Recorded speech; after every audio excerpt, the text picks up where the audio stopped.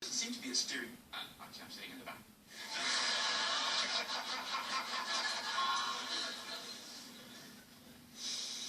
Oh, it still has that new hitchhiker smell.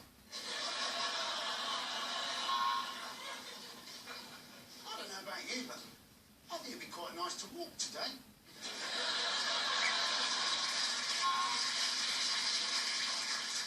The sound has been surprisingly low for the new Renault Bell End.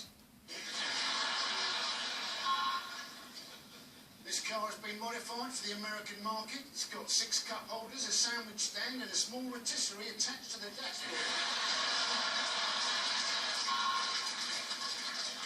This week on Top Gear, we're going to be talking about some penises. Cars! We're talking about cars! Cars! This car's personalised management system remembers who you are and how you drive. This morning it locked me out and told me to fuck off. Well done, get back footed, and Captain Andy!